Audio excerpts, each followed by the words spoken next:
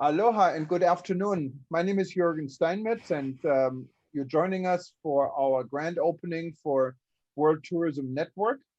In this session, we're welcoming a guest from South Africa, from Johannesburg, Dr. Manj Subiah. I hope I pronounced this correctly.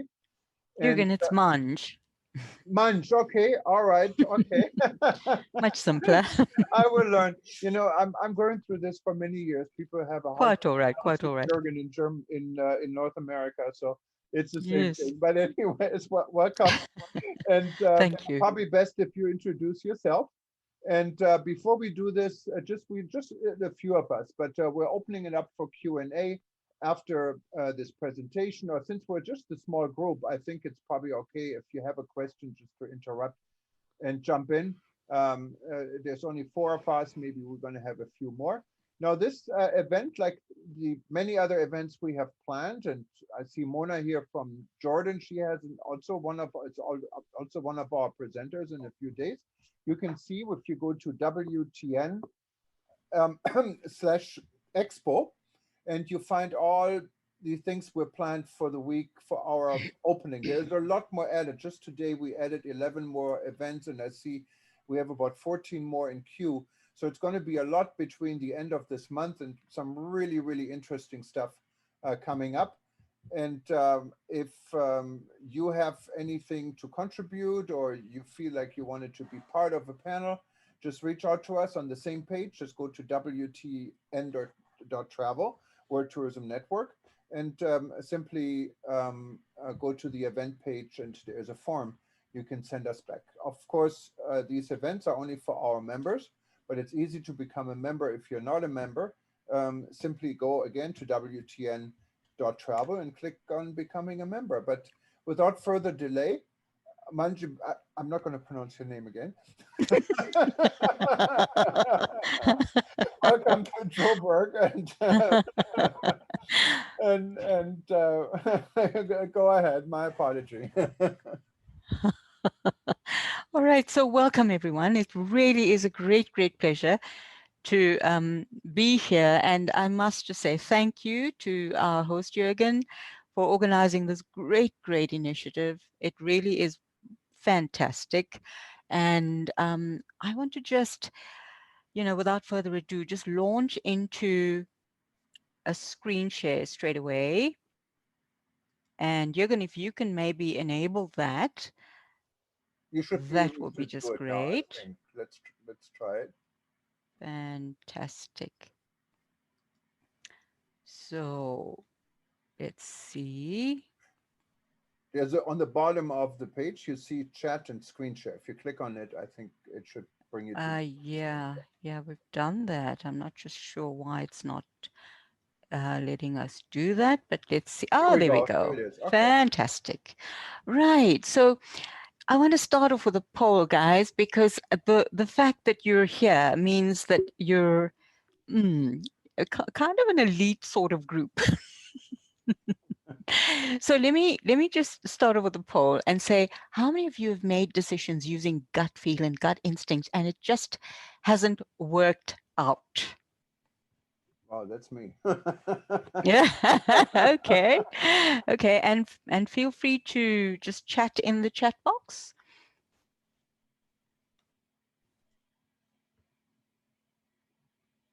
There's Mona. She raises her hand. Mona, just jump in. No problem. It's only four of us, so it's no big deal. Fantastic. And No, I just want to say for sure, we're females. We always use our gut.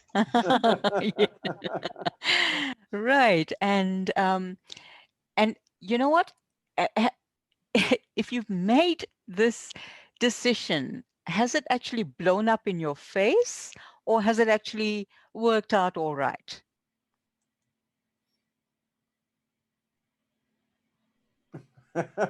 What a question. I guess we're all doing our best. Yeah, well, you know what? If you've said yes to either of those, then you're in the right place at the right time, right? Because as Jürgen said, this is the session on II or IIntel or intuitive intelligence and its value in business, as well as the AI value in business. And as Jürgen also introduced, I'm Dr. Manj Subiah, founder of GIIS. And at the end of this session, we're going to share with you what is intuitive intelligence, or you'll have an inkling at least of the value of intuitive intelligence in business. What is the AI value? And time allowing, we will end with an AI demonstration. All right, but in terms of background, right? So I've had diverse industries, really paint, chemical, plastics, manufacturing, occupational health, education, training, and the last 5 years, the coaching sector.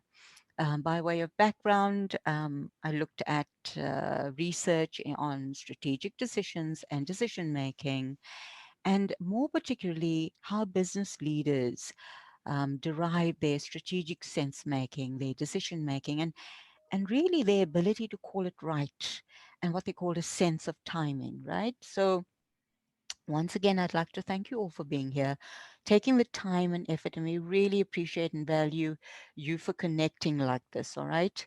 And I'm pretty sure, you know, you might have encountered some form of resistance, some of you more than others. So really, I'm giving you all a virtual round of applause for being here.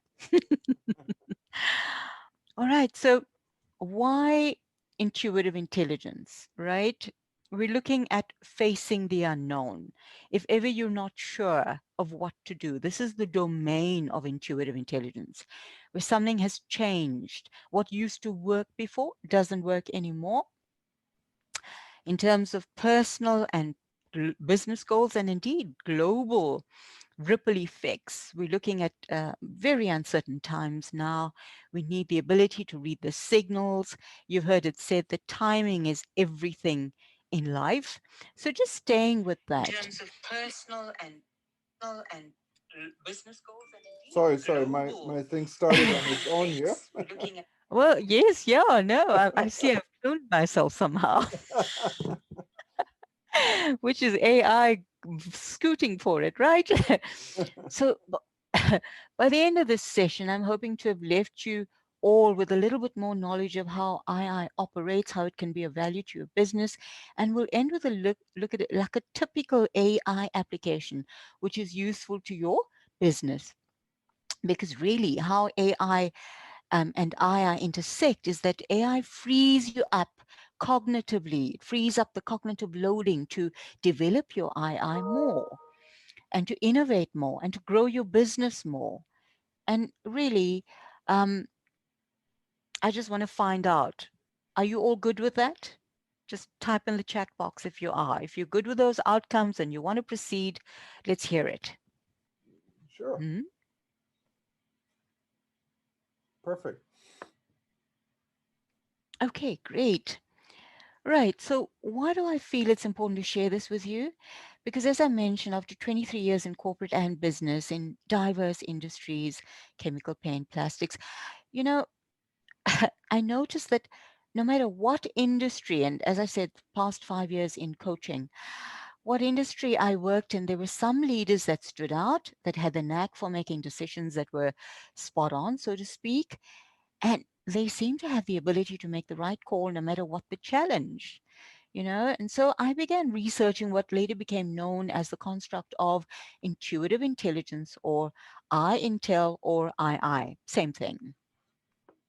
And this approach views the brain and humans as having many intelligences, and that an integrated intelligence such as IIntel was something which we can call upon when we find ourselves in uncertain, ever-changing times, you know.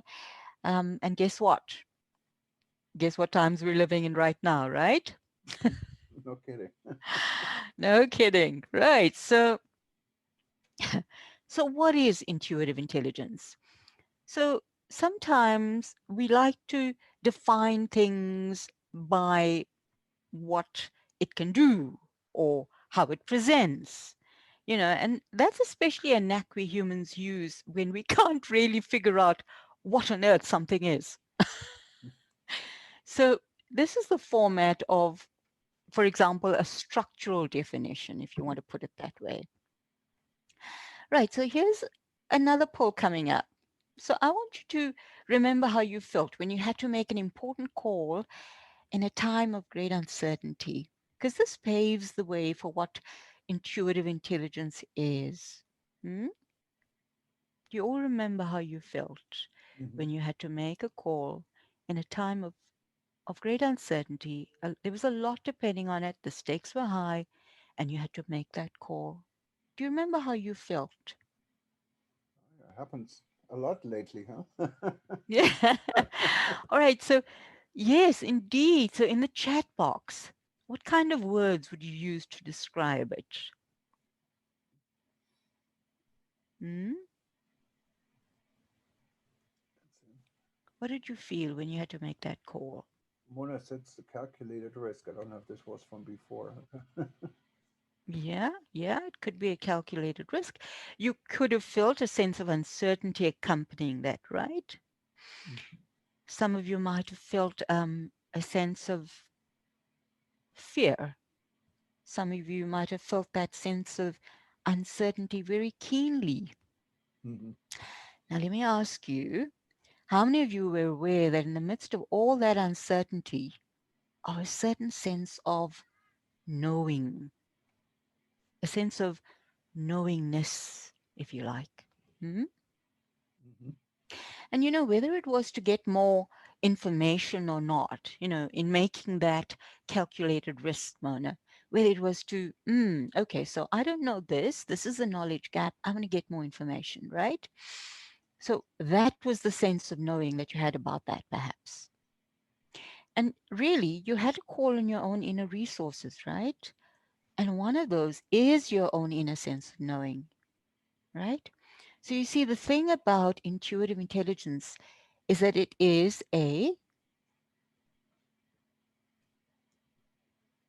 what would you say?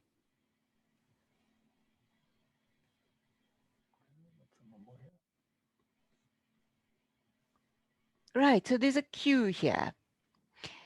And it's accompanied by a question of, what if we could access our intuitive intelligence so that we could know, we could access a form of knowing? Because really, when you look at intuitive intelligence, it's sometimes described as a form of knowing. And you can actually call it, if you type FOK in the chat box, it comes across as an expletive, right? And you could say that's appropriate because you know what? This is like a missing link in your life. I mean, it's been staring at you in the face for most of your life. You've called upon it in uncertain times. It's like been guiding you like your very own GPS without you even knowing it. So, you know what? You've had this form of knowing. And when we talk in the context of intuitive intelligence, we call it a form of knowing stripped of all falseness, all implicit biases, if that's possible. We call it stripped of all illusions or learned, conditioned resistance patterns or conditioned patterning or ego patterns. And that's what intuitive intelligence is in its purest form. And when you access that, you allow for a form and a way of knowing which is, well, it's like a laser which cuts through steel. It cuts right through to the heart of the matter, and you can just see it. You can just see it. And you know, you know this by what you would call an aha moment. Hmm? How many of you have experienced that? An aha moment. Well, I think that's a normal thing, isn't it? To experience. Well, people that are intuitively intelligent have that kind of mode operating, and it feels like a sense of normalcy, right? But people that really do not plug into that intuitive intelligence, it's something that can strike them like a bolt out of the blue. So, people call it, and it's being called an aha moment. Newton called it a eureka moment. Um, some people have called it, innovators have called it a flash of insight, a stroke of genius. People describe the effects of it in many, many ways, but what is the underlying reason for it, or the causative agent for it? What Mintzberg actually in the 1900s in business research on decision making called it illumination. It was one of the processes of decision making. And what happens with the aha moment is this. It's it's a distinct leap in consciousness, if you like, which allows you to make a discovery, to make a decision which kind of transforms the situation, right? It's said to be your own intuitive intelligence working for you all the time. You've just been enabled at that moment, enabled to access it. So it's it's an inherent, it's a dynamic capability in the leader, and it acts at the core of it all the time.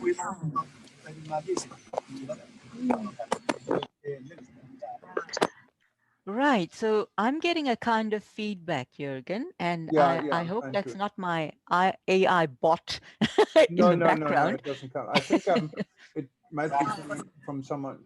Okay, it came from Wolfgang. Wolfgang, I muted you, but if you want to say something, you can always unmute you so we don't get the background. Welcome, Go ahead. Wolfgang. Right. So that's the kind of first layer to this, because this is a many layered thing that we're going into now.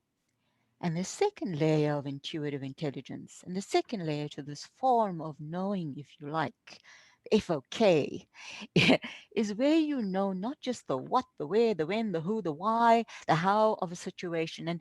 And people from a technical background will know exactly what I mean, because this is the kind of head intelligence that we're talking about. The who, the what, the where, the why, the when, right? The so-called head knowing of a subject. But what if you end up knowing the truth of the matter, where you cut through to all the bull um, DUSD, if you like, or another four-letter word, if you like? When you cut through all that bull, what form of knowing, when you see things on a much deeper level?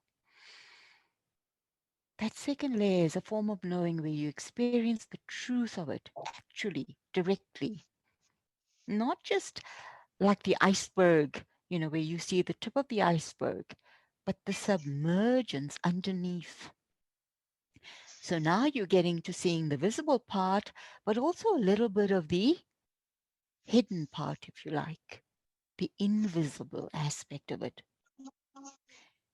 And we know from research that CEOs and senior executives say that they oftentimes went far beyond intuition when making their decisions. They had a sense and a faculty of not just the head intelligence, but they had a faculty of sense making and almost a wordless understanding of the meaning of the situation.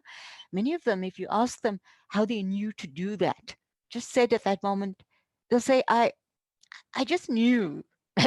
Don't ask me how. How many of you know what I'm talking about? Hmm? No, no, no, absolutely. I think we all had this feeling, I would think. Fantastic. Look, I did mention this was an elite group, right? Yeah, so it turns out the CEOs and the executives in business, they instinctively followed a process, because this is the research I'm sharing now. They followed a process which seemed to unlock their intuitive intelligence. And really, it's a process that's learnable. This is the takeaway that I'd like you to get from this. Mhm. So it's a process which clearly shows that intuitive intelligence has morphed into a much more evolved form than intuition. So when it's applied to a situation, it enables you to have an integrated way of information processing. It's an integrated intelligence. So you end up making decisions which are, in short, a capacity for right action, if you like. And and that's quite a multi-layered thing. So let's go a little bit deeper into it, because in so doing, we unpack the third layer to this form of knowing, of intuitive intelligence. You see, you may have heard CEOs speak of, they have a sense that they say, I'm a participant. I have a sense that I'm a participant in this thing. It comes to me at odd, unexpected moments. And the research documents these kinds of moments. On a lighter side, it's like the one thing they cannot order, they cannot delegate.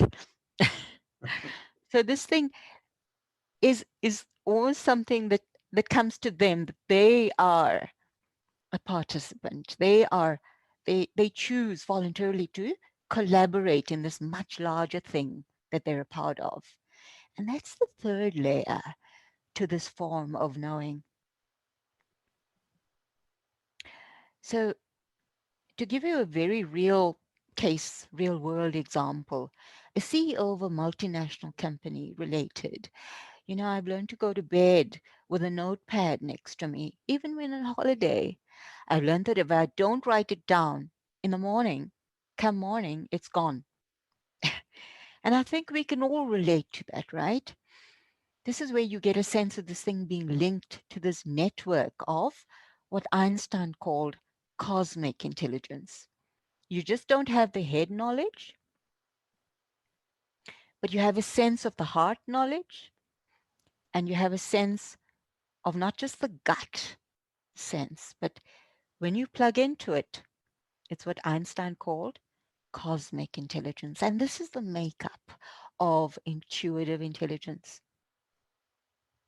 And the common thing about this is that they normally need to be alone to access it, mostly in conducive surroundings. And now you can see the value coming through in business, because the business leader needs to cultivate that kind of culture to be able to have an intuitively intelligent team. So one can ask, what if you could have a sense of a wordless understanding of a situation, and the implication of this wordless understanding? Imagine it flowing in your favor. Instead of feeling like you're swimming upstream all the time, you know, you have a sense of this when you listen to CEOs that say, it feels like you plug into an awareness and you don't suppress it. They've learned not to try to suppress it, because they realize that it is by its very nature intelligent.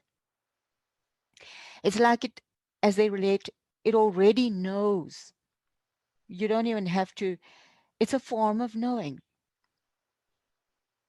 And they kind of say it knows what you don't even know that you don't know. So it's a very valuable thing to be able to access. How many of you would like to be able to do that voluntarily?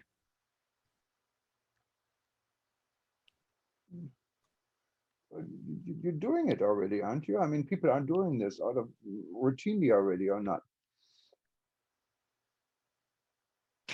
I think when it comes to Jürgen, was that a question to myself or to the group? To the group or to you? I'm just curious. Right, right. Okay. So in terms of doing it already, it is something that is there. So if one is doing it already, it is fantastic.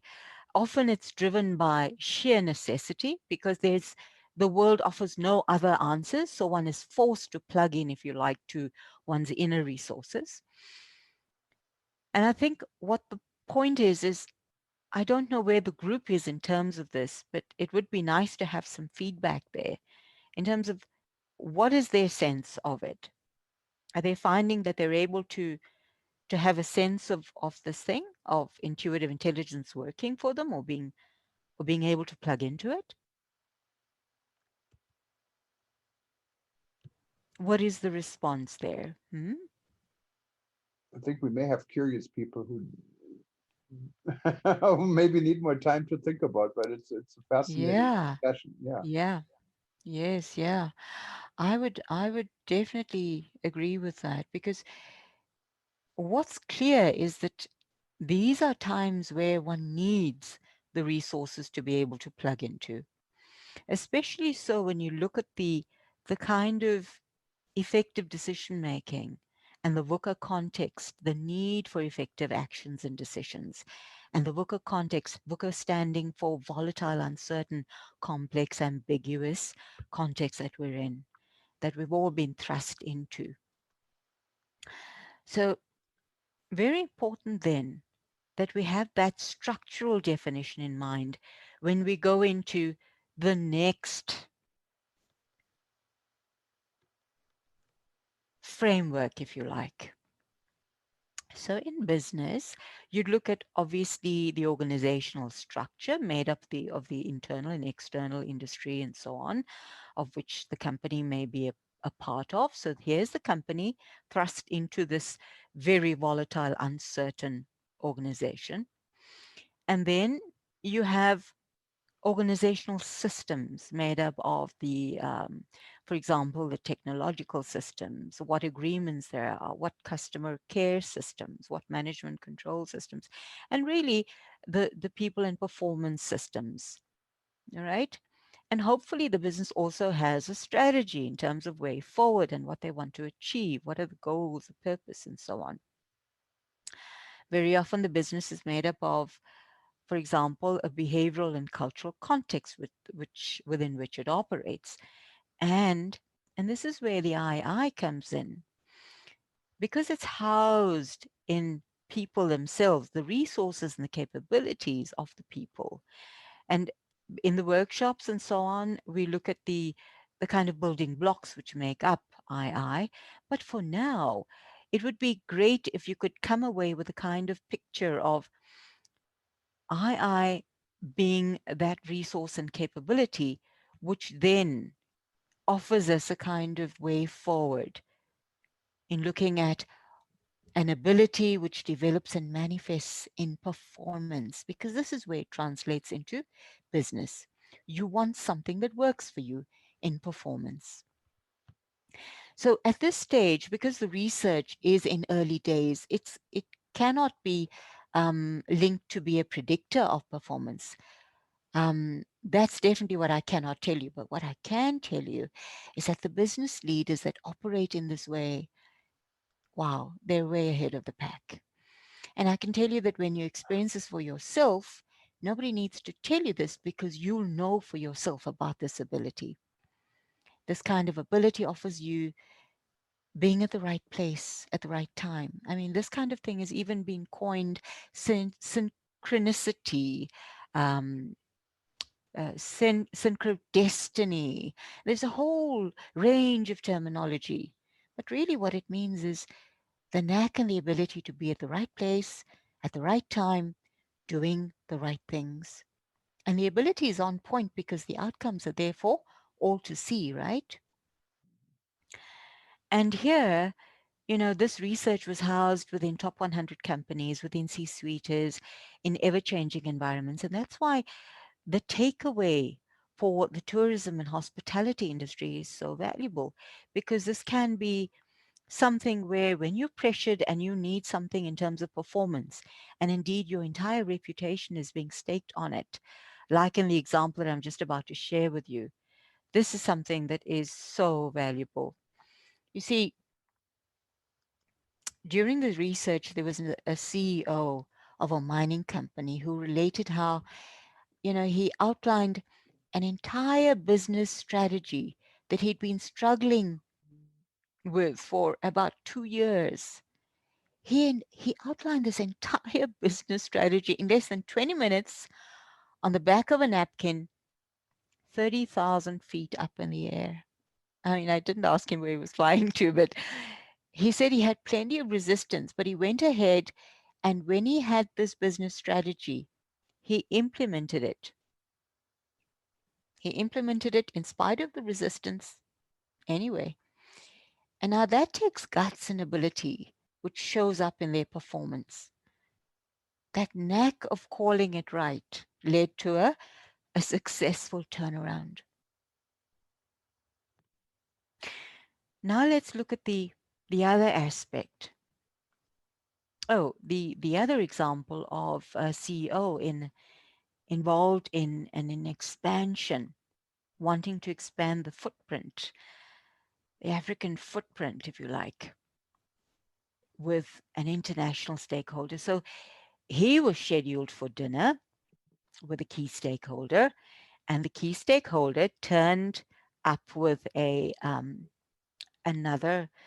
They introduced him as an uncle, and you know what? Like a bolt out of the blue, the CEO said, "You know what? I just knew. Don't ask me how I knew, but I just knew that this uncle, if you like, was key to this deal that we were going to make." And so what the stakeholder did was, if you and I might choose to ignore the uncle, or just, be courteous and polite, and just focus all our efforts on the deal maker, thinking, well, this is where I've got to get this deal right, and I've got to focus on this guy, and he's got to understand. But because of this aha moment and this bolt out of the blue insight that the CEO had, he kind of made sure that he focused on the uncle. And he kind of made sure that he had his buy-in in describing the deal. And you know what? By the end of the dinner, he had got the buy-in from the uncle. And guess what? Can any of you take a wild guess what was the real state of play here? Who do you think was the real stakeholder in this scene?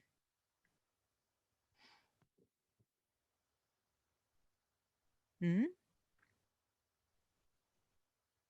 Do you think it was the deal maker who purported to be the deal maker? Or was it the uncle?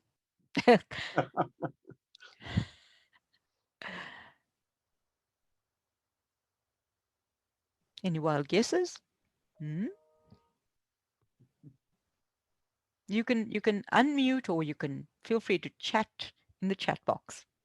Uncle or deal maker? Uncle or deal maker?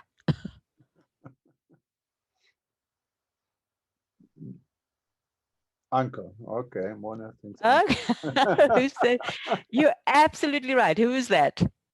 That was Mona, our friend from Jordan. Fantastic. 100% Mona. It was the uncle. And the deal was signed.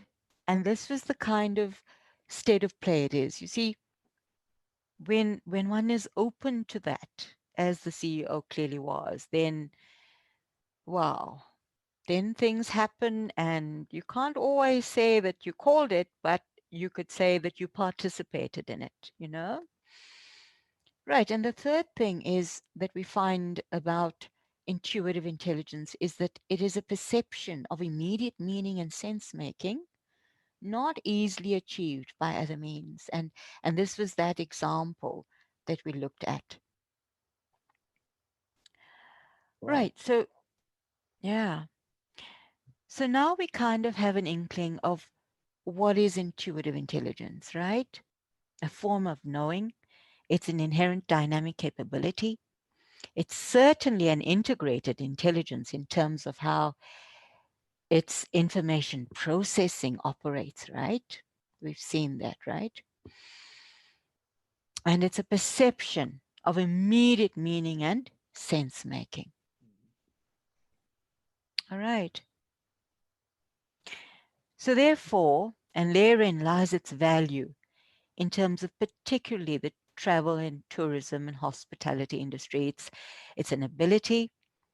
It's open to development, because obviously the intuition of a 5-year-old is very different from the intuitive intelligence of a 50-year-old, right? And one goes into the building blocks, the specific building blocks, to get more insight in terms of that. But certainly it's open to development.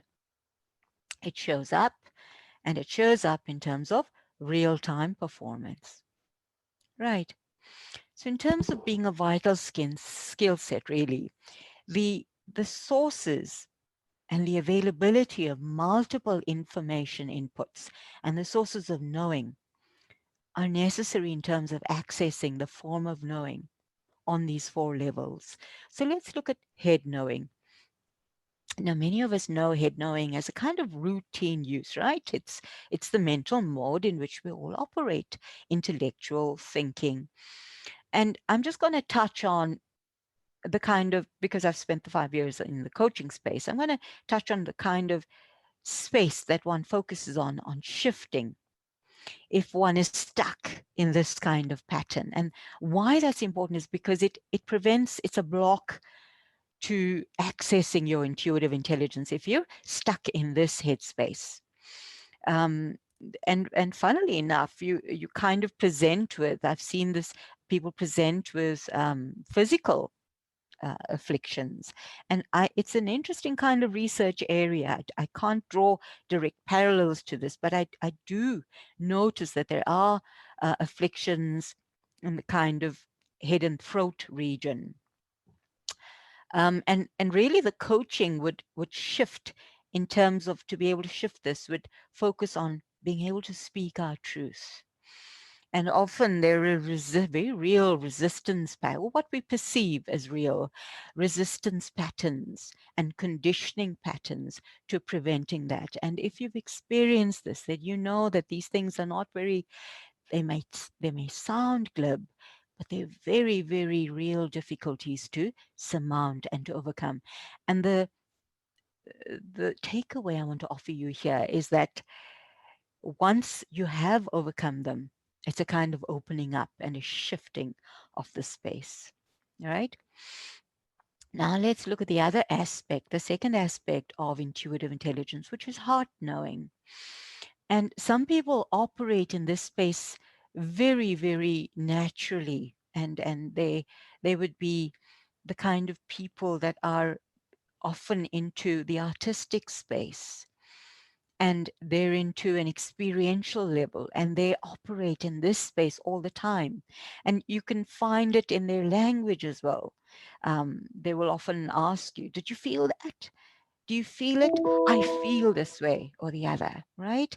And this is the kind of space that they operate in continually, if not frequently. And the caution I would offer here is certainly not to base one's decision making only on this stream. It is to open yourself to the knowledge that it is only one aspect of knowing something. Remember that form of knowing and how we unpack the layers? It's only one aspect of knowing something. And indeed, what I've noticed is that when one is stuck in this space, you often have a kind of linkage to physical ailments. It's almost as if this intelligence is telling you to listen to me now. You know, you need to open yourself up. And often folks stuck in the stream are wont, or they're given to irrational emotional outbursts. They'll tell you, you know, I've been feeling very ungrounded. I've been feeling very like I'm off balance in some way, right? And obviously then the coaching would revolve around um, looking at feelings of abandonment, betrayal, rejection, resentment, blame. And often these folks will tell you, you know, I seem to be stuck in a cycle of betrayal. I seem to be stuck in this blame cycle, this victim cycle. And so this is where the focus would be on shifting that kind of pattern. And when it does shift, it is often a kind of huge unburdening that happens. Right, let's look at the third aspect of this form of knowing, which comprises intuitive intelligence, which is gut knowing. Now, here the primary input is our gut feel or our hunch.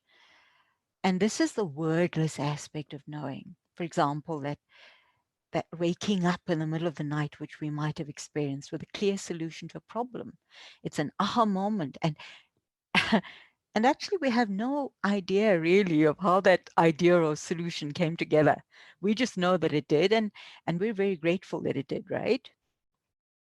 The caution I would offer here is that immediately write it down, because come morning, it's gone. Right. And in the coaching space, of course, or the business advisory space, you actually often have executives that present with uh, tremendous digestive problems uh, associated with the GIT, with the colon, even mid-lower back problems. Emotionally, because you know the diagram I showed you earlier, where the human being is comprised of this integrated many layers, and the emotional part of it is very much a part of it. So it might overflow into addictions. And if one is stuck in this pattern of gut knowing, it might overflow into patterns of approval seeking, patterns of acceptance seeking. Now, all of that is, one has aspects of that in normalcy, in one's what you would call normal life. What we're saying here is that when one is stuck in it, then this intelligence will cue you to tell you, you know what, I'm actually stuck in it now. Do something about it. And obviously then the move here would be to look at the conflicts that are deep seated. Often here, and you may be able to resonate with this. There's a familial background of deep-seated secrets that are often underlying these kinds of patterns. You may also find bullying behavior that surface. All right. It's actually fascinating, but it's such a pity that we don't have the time to actually go into more of this. But what I do want to go into is intuitive intelligence. The takeaway here is that these are three disparate aspects. These, what appears to be separate aspects, they need to be integrated to have intuitive intelligence open up and flow for you. And this integration process results in the opening up to the fourth form of knowing, which Einstein called cosmic intelligence. And Carl Sagan called it eco-intelligence. All right, the state of balance, the three forms of knowing then lead to, in the human being, a certain awareness, a certain heightened awareness, if you like, without any kind of artificial help. Thank you very much. There's an aliveness to connectedness, there's a kind of conscious collaboration, if you like, where you consciously develop your intuitive intelligence. And here you have the behavioral aspect of where one is alive to the environment. You have the scanning of the environment. You have an awareness of multiple levels of inputs. And you have a processing of this information in a very clear, non-judgmental way. You gather, you learn the information, and comes through from many sources. And how you verify that you're actually on the right track is that you'll actually have verifiers such as, or what's one calls, and I don't think there's anything such as coincidences, but you may relate to the language of coincidences. You may relate to the language of synchronicity, if you like. I prefer to call them verifiers. Environmental eco intelligence verifies that you're actually on the right track and that you are part of this collaborative process in terms of a universal intelligence, if you like. And in terms of coaching, the space there that one ultimately moves into is a kind of state of flow, a state of being in balance, where you enter out of balance, you then leave with a kind of being in balance. And there's all there, I've heard it being described also, you know, when one does a feedback session, where there's a sort of a sense of in loveness again with this life. There's a sense of aliveness. And yeah, the language of love is not foreign to it. The language of grace also has come into it, right? So, right, to recap, intuitive intelligence, what I'd like you to take away from it is that it is an inherent dynamic capability. It does use integrated information processing. You do go away with a kind of immediate meaning and perception and sense making, a form of knowing, and it does show up in daily life. And it is my work really, and my mission really, is to integrate or help people access intuitive intelligence. And really what that looks like is that people have an integration of these three disparate aspects into an evolving intelligence mode that is really opens one up, if you like. And so, for example, GIIS, the mission really is to roll out this between 2018 to 2023. The work is really to reach 10,000 people. And Jürgen, this is perhaps where you come in. Because in opening some of these kinds of avenues and forums, you really are getting people more and more aware of it. And I can be contacted on Dr. Manj at giis.co.za. The website then is giis.co.za. And here's where we look at, for example, the AI application and the value of AI in business. And this can be from as complicated as automating your processes to something as simple as converting leads, converting a casual visitor on your website to becoming engaged. And this is where, for example, let's look at the GII's website, and let's look at a simple AI application, which then frees you up. Remember that cognitive load I was talking about, where you get a visitor on the site and then they send you an email and then they want to know the same type of questions. And these questions can be automated, guys. And this is where AI comes in. For example, let's look at a customer bot, right? So as soon as there's a visitor on your site, you have a customer bot, a widget that opens up and says, hey there, welcome to travel company. And for example, if let's take, uh, give me an example of one of your companies. Mona, what would your company be, for example, or Wolfgang, or type in your chat box.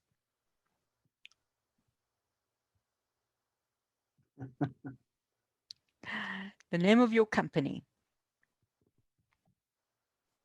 Come on, it's a free plug, right?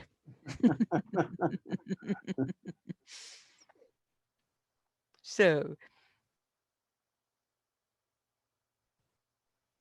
what company do we have? OTT? We're hotel owners. Okay. Mona says.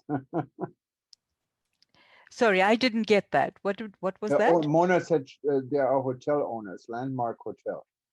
Landmark Hotel, right. Hello there. Hey there. Welcome to Landmark Hotel. My name is, and so Mona, since this is your baby now, what would you call your chatbot?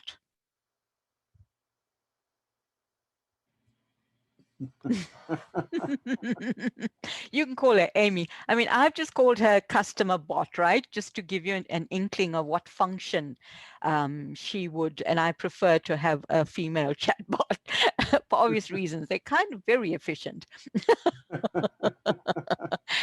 So Mona, what would you call her? Welcome to Jordan on Pink. Jordan. Okay, right. So So you would call her, so would you call her Jordan? That's what she writes. Jordan on pink. Okay. Okay, so I've just got the first word, Jordan. Somehow the line has dipped on me. So I'm going to say Jordan. So welcome. My name is Jordan. Please, can I take your full name? And so you type your full name. So I'm going to say Mona. Right, and she'd say, Jordan says, thanks, Mona. Are you an existing customer? So, okay, Mona, let's just say that, yes, you're an existing customer, right? So you'd say yes. And she'd say, thank you. Now, remember, you may not be an existing customer. You may just be a casual customer, right? So you'd ask, what's the nature of your query? She asks you. And you'd say, okay, I want to make a booking. I want to make, I want to find out if you're available for accommodation. So I want to book. So then, or I want to buy accommodation, or I have a product query, right? Now these would be customized, for example, accommodation or bookings. So let's say I want to buy an item. And then Jordan says, oh, that's fantastic. We have a team on hand to take your phone orders. Please contact them. Now, do you see the difference here? Instead of just going through a rote thing, they actually engage your visitors. And it's great chatting to you. Have a great day. And there's now a custom experience that one is offered. Now, let's just say that, take that example that I offered earlier of a casual visitor, right? And you basically you wasn't a customer of Landmark Hotels, and you offer your first name and you say, hi, I'm Mona. And then Jordan says to you, hi, Mona, are you an existing Landmark Hotel customer? And you say no. And then she says, well, what's the nature of your query? And you say, okay, I'm just generally inquiring whether there's accommodation or whatever, right? And then she says, oh, okay, thanks, Mona. Please call our reception, and they'll be able to direct your call, or type your question below, and I will ask a member of your team to contact you via email. All right, and so you can go ahead to say, booking, please, for weekend, and then you can say 2nd to the 8th December, which means right now after this call, you're going to go on holiday. And Right. this intelligent thing, I mean, it's similar to what you're describing, what Hey Google is doing, right? I talk to Hey Google in the morning. She reads me my news. I can ask her a question, and Yes, she knows exactly. everything. You know, she's smarter Yes, than me. absolutely. Absolutely. It's another application of AI and the value that it offers in business, right? And it comes back to that point of the intersection between IIntel, and AI, because it frees up your cognitive loading to be able to develop your IIntel more. And so here Mona says, oh, you'd like a booking for 2nd to 8th December? Thank you. Please, could you enter your email address? And then you enter your email address. Now look how clever she is. She's kicked me out. Right? No, Okay. we're living Yeah. in fascinating time, you know. Yeah. Yeah. Okay. So now I have a little bit more respect for her. And I say to her, oh, all right. Okay. I'll give you my email address. And then she says, thanks. I'll pass on your message to a member of our team. They'll be in touch soon. It's been fun chatting with you. And you know where I am if you ever need me. Yeah, no, um, I remember my mother many years ago when they started with these type of recordings. She said she had a very nice conversation with a young man, and this young man was so nice to her, and they talked about everything.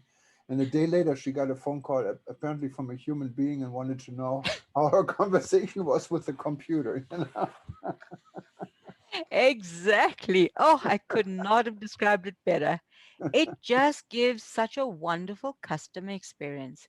So this is where I want to offer you the kind of intersection, if you like, because I believe that this is really to be able to increase our intuitive intel. We really need the help of IAI, and this is kind of the service that we also provide. So yeah, just it's very simple to have a chatbot installed in your website. If you're interested, just send me off an email or reach out to me, and yeah, we'll take it from And there. it's But very easy. I Also, we're going to have these recordings on our website. They're repeating, so you can listen to it yes, again. And also, there is a page for man under just in the search under South Africa. You'll find her, and perhaps this could be an interesting project. You absolutely wanted to maybe start a think tank within WTN, because that's really what we're doing. We're trying to fantastic. get people to communicate, hopefully with a human, but intelligence also. And Yes, feel free to contribute if you're interested in having your own discussion around this. I think it could be a yes, fascinating discussion for fantastic. people who are interested in it. So I learned a lot. Awesome. Thank you so much. I'm quite impressed, I have to say. And I have to listen to it again because it was a little bit complex, but wonderful. Awesome, absolutely awesome. And I'd love some feedback. So, guys, if you could just type in the chat box what your feedback is, from one or zero if it was awful, to five if it was absolutely amazing, to and three would be average. I could have watched TV rather. So from 0 to 5, just give us a rating, and this is with regard to just feedback and ongoing learning, because you'll find that one of the building blocks of intuitive intelligence really is the learning block. So obviously that's where I'm coming from. No, no, thank you so much. And I Such a like I pleasure. like the feedback thing, and we can do this also after the event. I'm trying to Fantastic. turn this on here and get feedback. But this was a wonderful discussion. We're a little bit already um, 15 minutes more than our time, but there's nothing else coming, so we're fine. Oh, And fantastic. My apologies for that. I do no, tend to get carried away, but no, it was thank you so wonderful. It much was again. well worth it. And I'm sure that everyone who is still here from the very beginning, um, Awesome. thank you for Awesome. that. Thank you, And at guys. least it looks like you have there is definitely it's something new, I think, for our group to deal with. So that makes it even more fascinating. So hopefully Awesome. we get more Awesome. people Awesome. Awesome. interested in what you're Love doing. it. But thank you Love it. Love it. Love everyone it. for Thank you, being Jürgen. a part Thank of you, it, everyone. and thank you so much for this great presentation, and everyone else.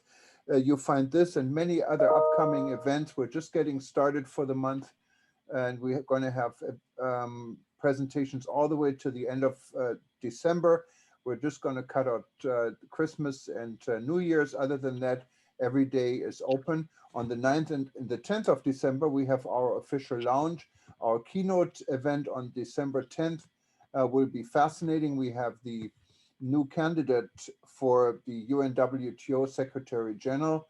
Um, from Bahrain is one of our guests in a panel with former ministers and candidates for UNWTO, and we're discussing the future of tourism in the World Tourism Organization.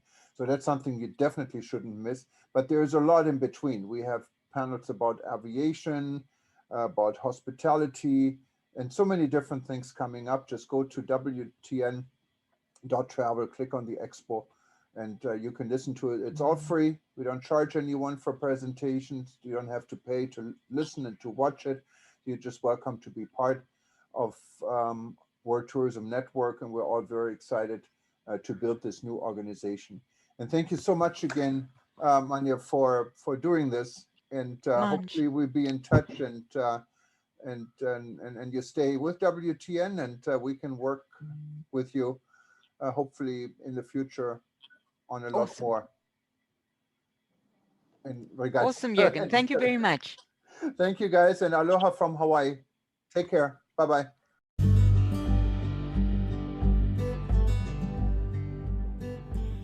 Thank you for listening to another edition from livestream.travel. We will be back with more updates from eTurbo News soon. If you have any questions or you like to be featured in one of our upcoming editions, simply go to livestream.travel and click on Contact. For more information on the Travel News Group, publisher of eTurbo News, Hawaii News Online, Travel Wire News, and many others, go to travelnewsgroup.com. Thanks again for listening. We'll be back soon.